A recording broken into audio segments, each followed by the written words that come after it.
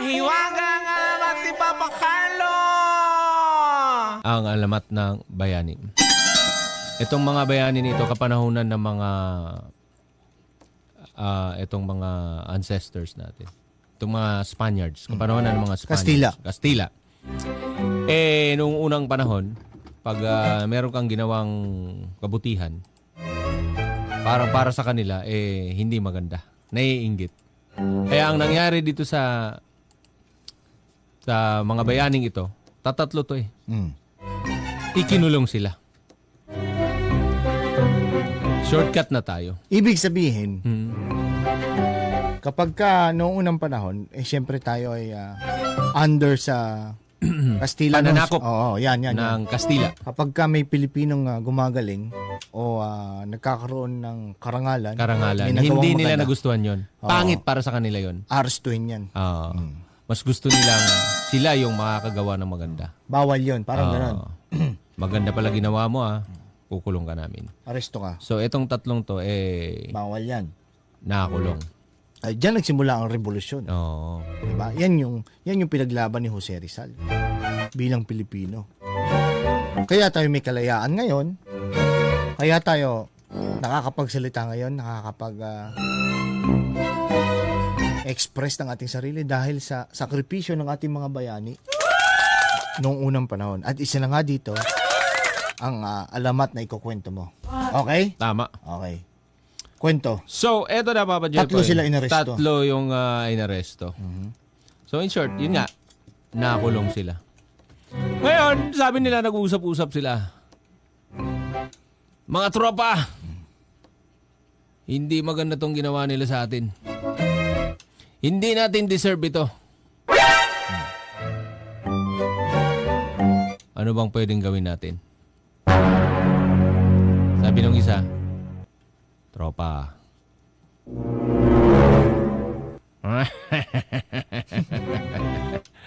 Hindi maganda to, tropa. Tayo is kapo, tropa. Tataka sila. Uy, mukhang maganda yung idea mo, tropa. Mukhang ayos yun, sang-ayon ako dyan. So, nag-meeting na sila, Papa Jepoy. Paano tatakas? Ngayon, sabi niya, tropa, mamaya, siserban tayo ng pagkain. May rasyon. May rasyon. Yung mga kutsara tinidor nyo, itago nyo. Bakit, tropa? Ano bang meron sa kutsara at tinidor? Yan yung gagawin natin. Yan yung gamit natin para makatakas tayo. Paano sila makakatakas kutsara? Ha? Paano sila makakatakas kutsara? Kukutsirahin nila yung dingding. Parang taon ang bibilangin doon.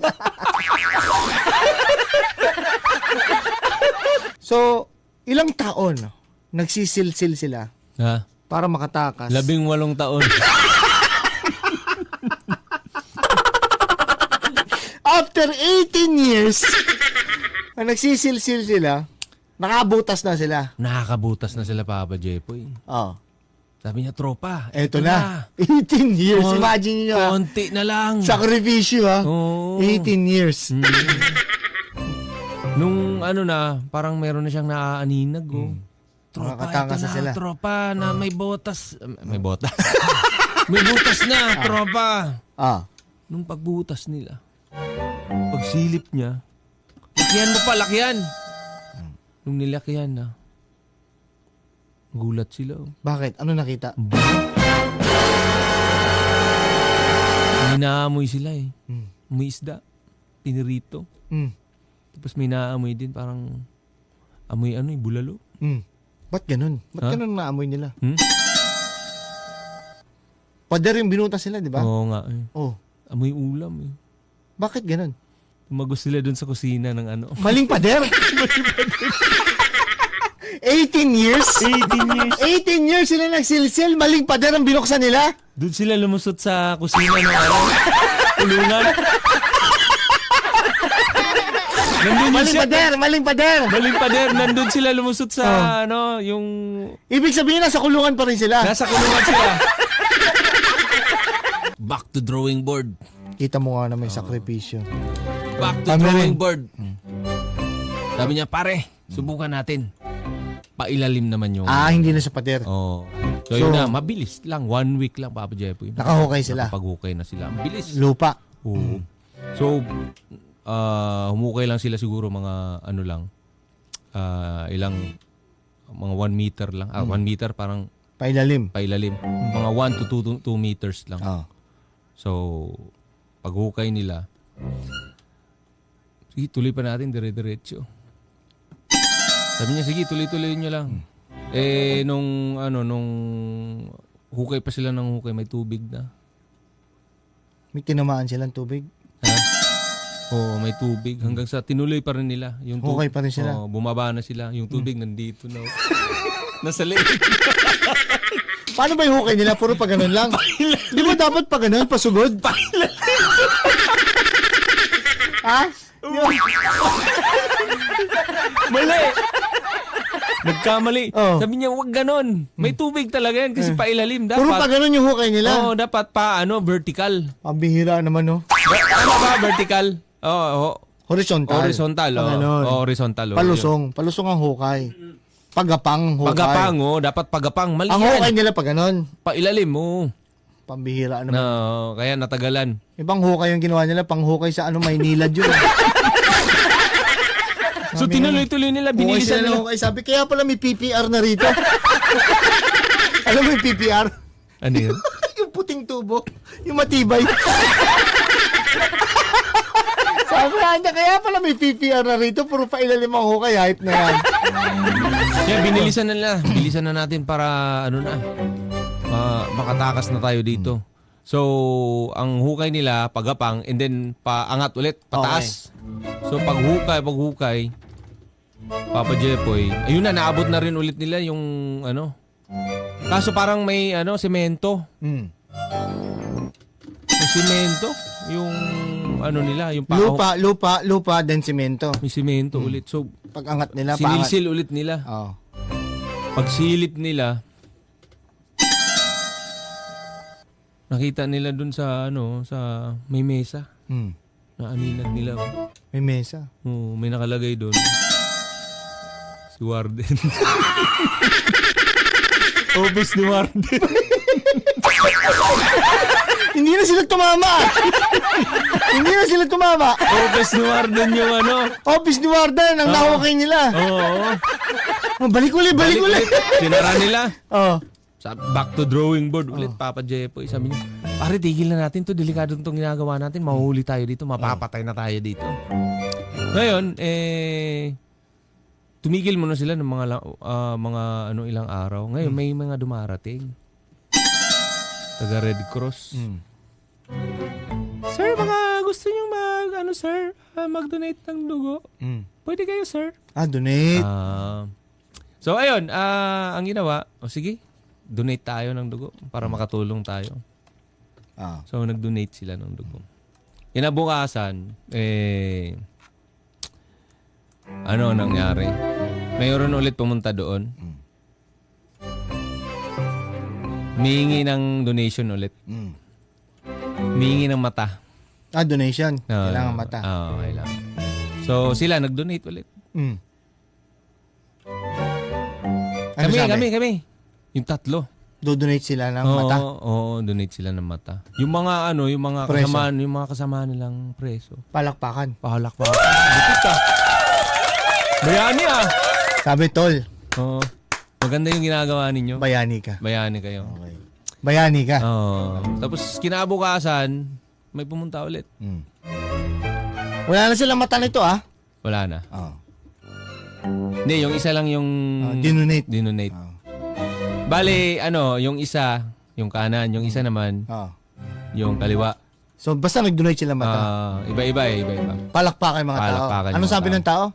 Grabe. Bayani kayo. Bayani kayo. Napaka-heroic ng ginawa ninyo. Palakpakan. Palakpakan sila. Sabi siguro, dahil sa inyong kabutihan merong tayong kababayan na makakakita muli sa inyong sakripisyo. At sa inyong katapangan at sa inyong kabaitan. Merong tayong kababayan na makakakita muli. Oo. Kaya palakpakan natin ang mga bayani. So, kinabukasan, Papa Jepoy, meron na naman pumunta. Meron na naman. Oo. Humihingi ng donation ulit. Donation na naman. Oo. Kamay. Kamay naman. Oo. Kailangan daw ng kamay. Oo. Automatic. Tumaas sa kamay. Tumaas ng kamay sila. Ano sabi? Warden, Kami na. do-donate na namin ang kamay namin. Oo. Palakpakan na naman yung mga tao. Palakpakan na naman yung mga kakosa nila. Ano sabi, tol? Napakabayanin ninyo, tol.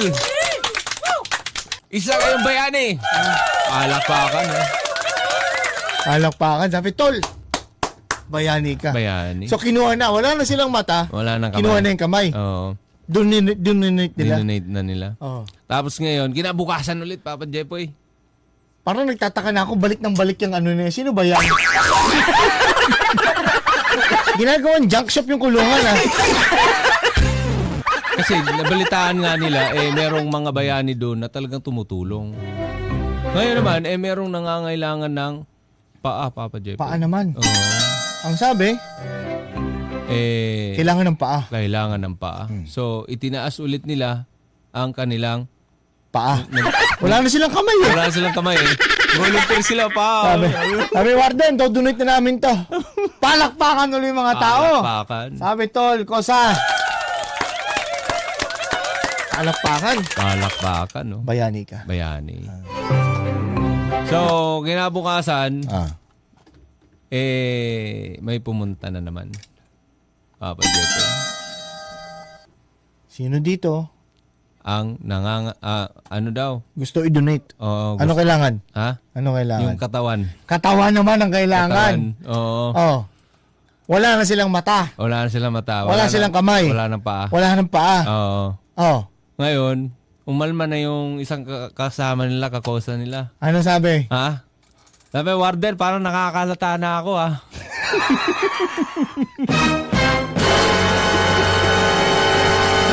Yung tatlong yan, unti-unti nang tumatakas.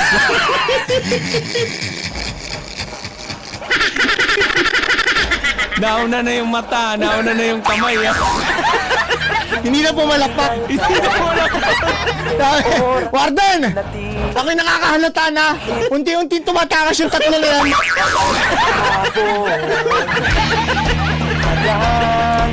Simula noon, hindi na nakatakas yung tatlong bayani.